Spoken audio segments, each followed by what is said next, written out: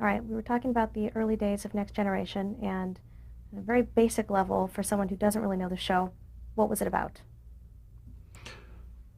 It was an introductory pilot that introduced us to all the new characters. And the general premise of the show was that the new Starship Enterprise, the Enterprise E, um, meets with a wall in space, what appears to be a wall in space.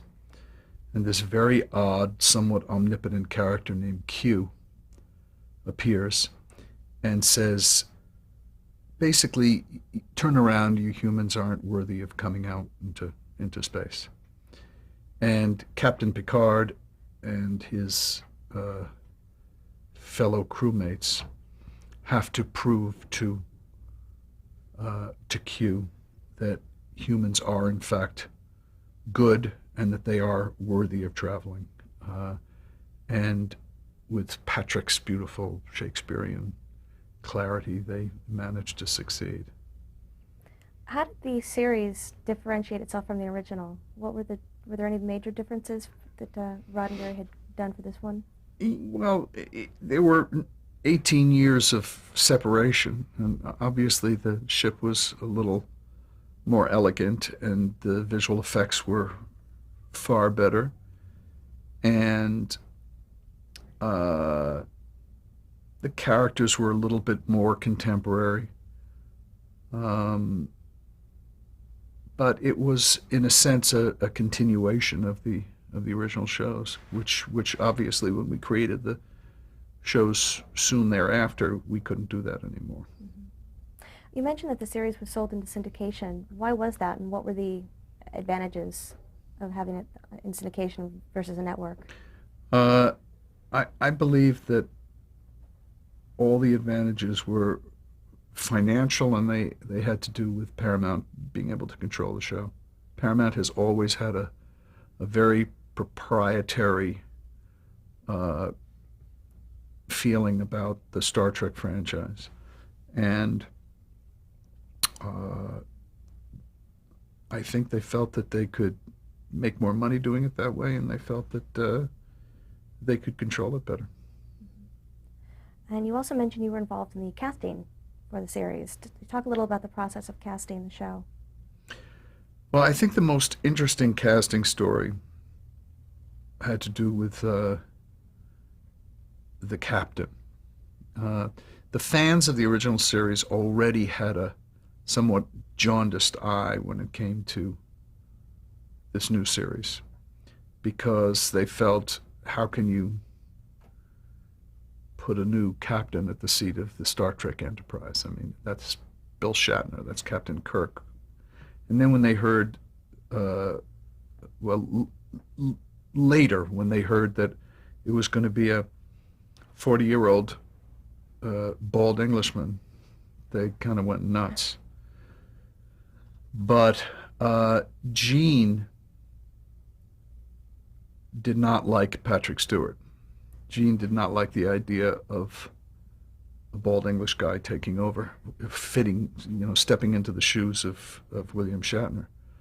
Uh, he he aired that pretty quickly. I shouldn't say he didn't like Patrick. He acknowledged what a wonderful actor Patrick was, but he just wasn't his image of who the captain should be.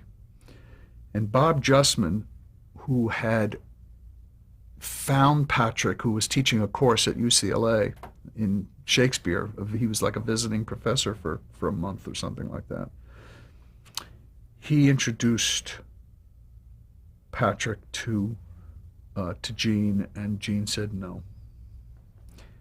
And the one place where my ignorance ended up being blissful was after we had auditioned 50, 60 people for the role, and nobody was even close to Patrick. I said to Justman, we got to push the English guy. And Justman said to me, you don't understand. once Gene has made up his mind, he's made up his mind. It is not even worth uh, a shot at trying to change his mind. Well, I didn't know that. When I figured everybody is has the potential of changing their mind. So I started bugging Gene about the bald English guy. And he finally agreed, and he said, but when we bring him to the studio for the final audition, I want him to wear a wig because I don't want this guy going in bald.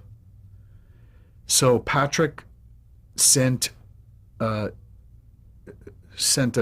a phone call, I guess, to London, where his wig lived.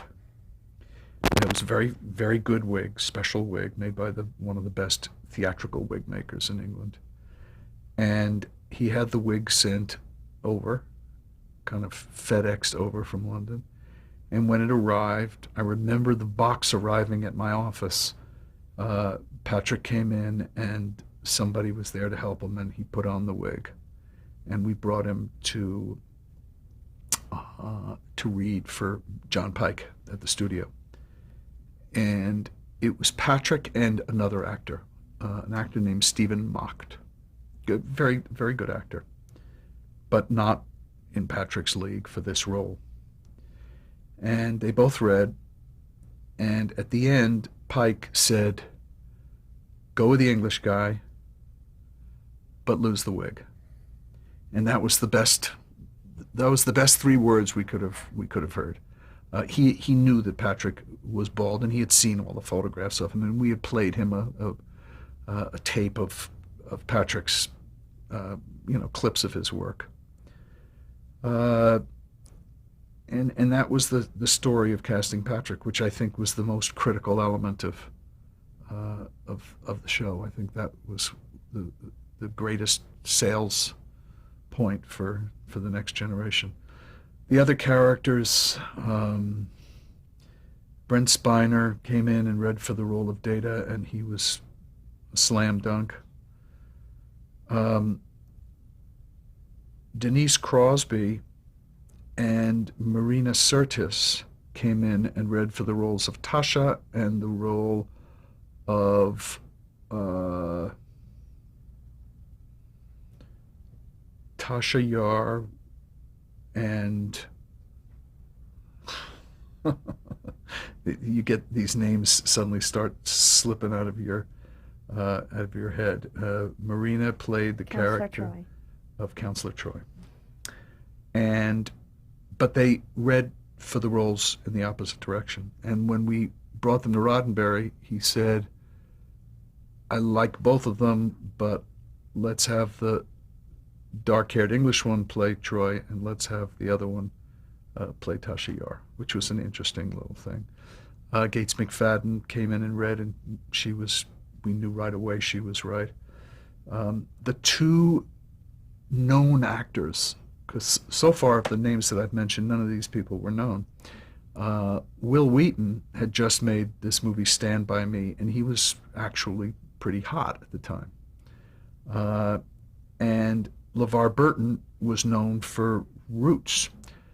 So they were the 2 kind of names in the group. And when it came to casting the role of Worf, who was not going to be a regular character, but was going to be a recurring character,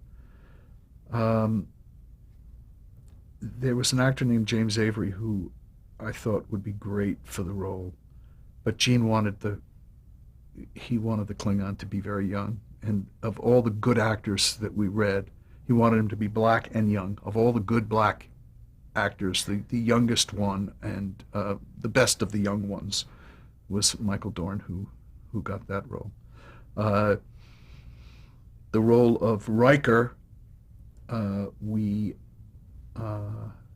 cast an actor named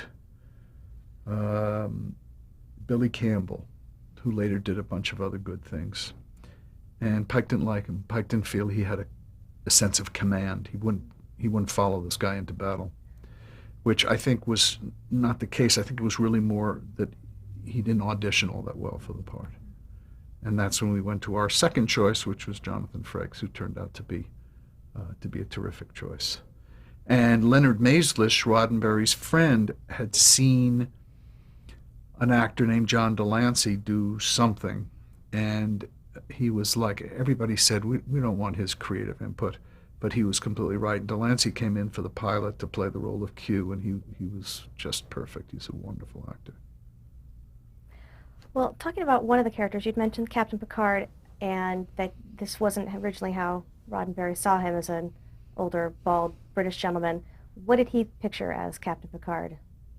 I think Gene probably pictured someone closer to a young William Shatner, uh, a Horatio Hornblower, Indiana Jones swashbuckling character, which what which is what Shatner was. Shatner was in his early 30s, and he was very handsome and very swashbuckling when he got the role, and I think Gene was thinking in that direction. You mentioned LeVar Burton as Geordi. Why was the character written to be blind? Do you know? That was something that Gene felt very strongly about. He wanted a blind character who wore a device that allowed him to see better than anybody. And the little visor that he wore was a girl's barrette that somebody had found somewhere that cost a quarter and that they painted gold. And LeVar wore that until he finally refused to ever wear it again, and we gave him some special eyeballs that took the place of his visor. You also mentioned Brent Spiner as Data, one of the more complex characters. He definitely had a Pinocchio complex. How would you describe Data? Well, Data, there's a reference in the pilot to him being like Pinocchio. He is uh, a character that had no emotions, and because he was not human, so he served a purpose similar to that of Spock. Spock was not a Vulcan; he was a half Vulcan. So he had this sort of contradiction of having human emotions but not having human emotions.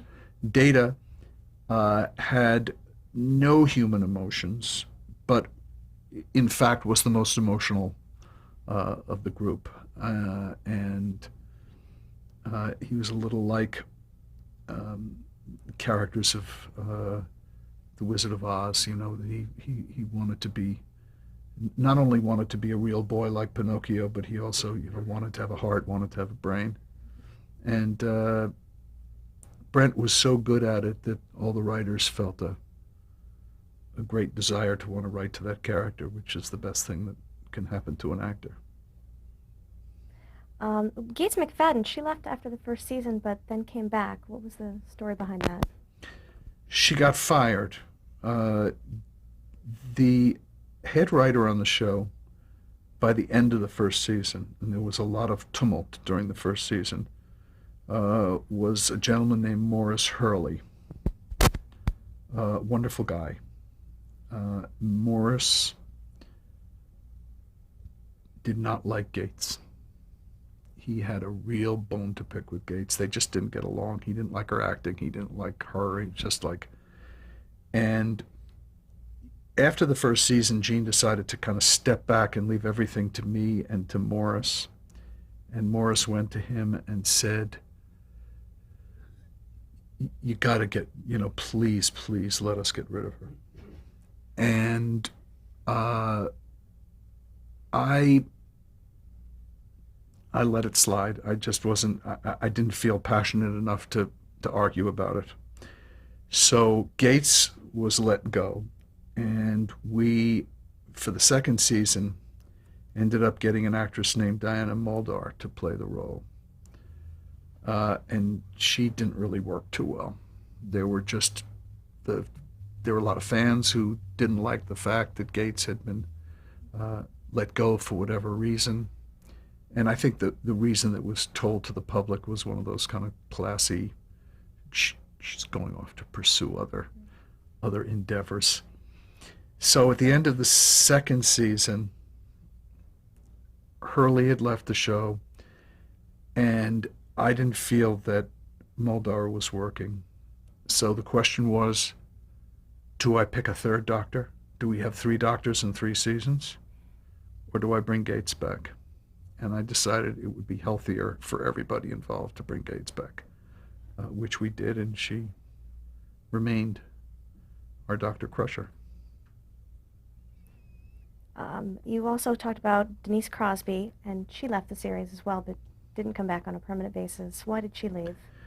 Denise and Will Wheaton both left the series because they felt that it was time to pursue other other creative endeavors. We loved them both. We were very warm toward both of them. We wanted them both to stay. They both felt that their careers were hot and they didn't want to stay on the show. And I think within less than a year, both of them regretted it. We did bring them both back. She was killed by a big black blob in an episode near the end of the season. But she came back later as her sister, and she came back as a Romulan warrior, and so we got to use her. And what we did with Will Wheaton's character is that he went off with this strange mystical guy we meet who's referred to as the Traveler, and the two of them went off, and on occasion we would bring him back. He would sort of come drifting in to visit his mom. How did you get Whoopi Goldberg on the show? That's quite a coup as Guinan. The Once it was announced that Gates McFadden was leaving, we got a call from Whoopi Goldberg's manager saying that she wanted to have lunch with me and Gene. So we met her for lunch, and she's a huge fan of the show. And she said, "Have you recast the role of the Doctor?" And Whoopi just wouldn't have worked as the Doctor.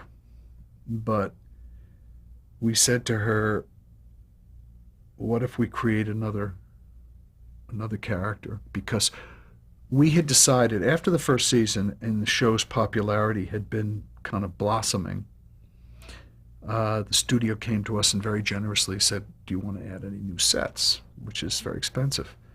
And the one set that I really missed was a place where the cast could be when they were off duty. So we decided to create a bar.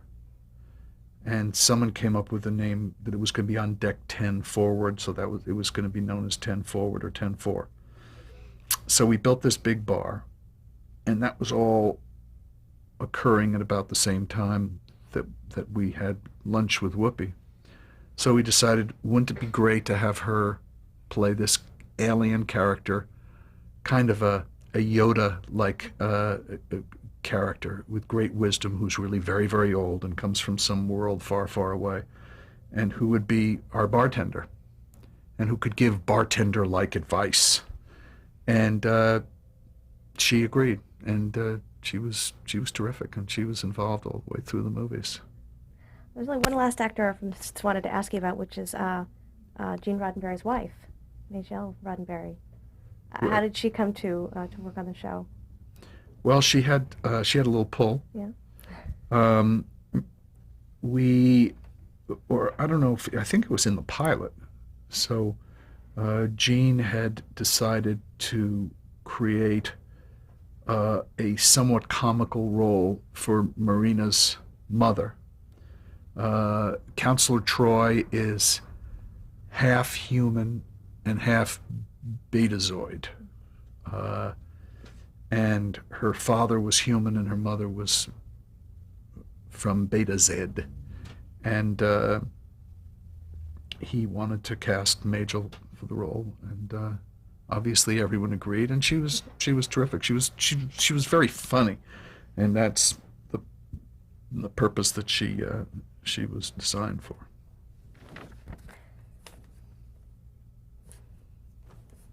To go back really quickly, I want to ask you a little bit more about the About high school? not that far back. Just about a little bit more about the William Riker character. So you mentioned that originally the captain would follow more in the vein of the Captain Kirk swashbuckler. Once Patrick Stewart came on, did that role kind of fall to Commander Riker? Well, Gene always, he used to tell Jonathan Frakes that he saw himself in Riker. He saw Riker as this kind of steadfast character that was, he somehow found himself relating to Riker. But the character of Riker was written before Patrick Stewart was hired. I think his feeling was that unlike Kirk, who went out and used his fisticuffs and used his action abilities, that he wanted this new captain, Captain Picard, to be a thinking captain, to be someone who sat on the bridge and was a little bit more of a philosopher, was a little bit more of a thinker, and that the person who would put his ideas into action would be Commander Riker. And what was Jonathan Frakes like to work with? A delight, and he's someone who, to this day, is one of my closest friends.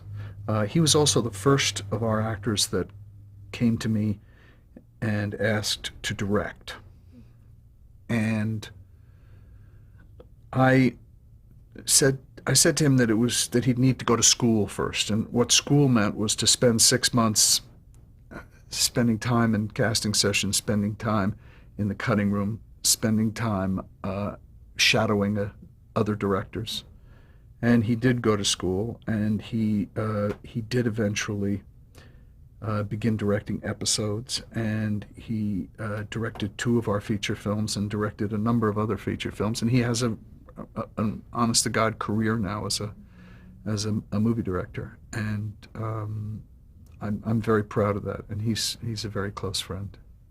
Quite a number of other actors from the subsequent shows as well went on to direct episodes of the series. What qualities do you think that they brought as a director, having been on the other side of the camera in the Starfleet uniform? Well, I got known as a producer who would let actors, quote unquote, go to school and eventually direct. And it sort of came around to bite me in the ass, because all of a sudden I had, everybody asking to do it. And in most cases it worked out well. LeVar Burton turned out to be a really good director. And eventually Roxanne Dawson and Robbie McNeil have really terrific careers directing. I know that they're both doing, Desperate Housewives and Lost and episodes of top television shows now.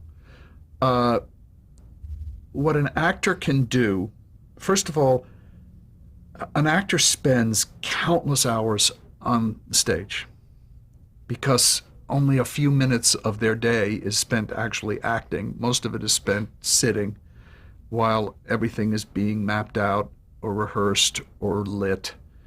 And they learn a great deal, unless they're the kind who just completely shut themselves off. But if they have any sense of curiosity, they learn a tremendous amount. And that's a benefit. But also, probably the greatest benefit is that they know how to talk to actors. People with a technical background who might have the ability to direct because they're assistant directors or second assistant directors don't necessarily know how to talk to actors. And there's a very specific way to talk to actors. And actors know it, and they have it, and it does make life a little bit easier. But that doesn't mean that every actor should direct, and there were a couple that I allowed to that turned out to be stinkers. But on the whole, I'm proud of the whole group. Well, now, speaking of someone who goes on to something a little different from their usual day-to-day job, you actually have some writing credits on the show, a couple of episodes for On the original series. on Next Generation, episode Brothers, episode Ensign Rowe, and Unification with Leonard Nimoy. And also on an episode called A Matter of Time, which I wrote. Yes. I I had done a lot of writing when I was working on documentaries. On Big Blue Marble, I pretty much wrote the entire show in terms the shows were narrated. In fact, one of our narrators on Big Blue Marble in 1978 or whenever it was Sarah Jessica Parker, and she was about 9. Oh, no, she was probably more about 12 or 13 years old. She was a kid. But the show was narrated, and I wrote most of that, and I was dying to get back into writing. And it was a little intimidating because I was working with a whole bunch of very good writers. But by that time, Michael Piller had joined. At the end of the second season, Michael Piller had joined the show, and Michael was a remarkable writer and a great executive producer who I worked with for many years, who just passed away. And I decided to write an episode. And the first episode I wrote was called Brothers. And it worked out nicely, and I got involved in writing others. And eventually, when we got to the series Enterprise, working with Brannon Braga, writing together, we wrote over 20 episodes of that show. It's funny that the first episode you wrote, Brothers, is a Data episode. As you mentioned, all the writers like to write for his character. Yeah. Well, Brent is also probably my best friend. Jonathan is up there, but he lives in Maine now, so we don't get to spend a lot of time together. But Brent and I live very close to each other out at the beach, and we see each other at least once a week. And yeah, I wasn't alone in the desire to work for to work on subject matter that dealt with data. One of the episodes, Unification, had Leonard Nimoy on it. And how did you get him to appear on the show, and what was that like, having someone from the original series in such a prominent part on an episode? Well, we ended up having a tremendous number of people from the original series on the show.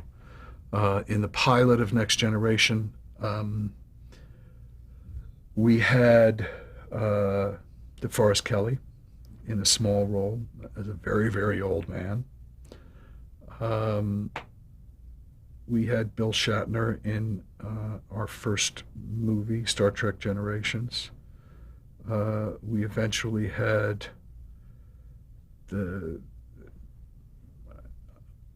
I think everyone, with the exception of Uhuru, on one or the other of the shows. Let's stop right there. I'm sorry to interrupt your thought, but we're at the end of the tape.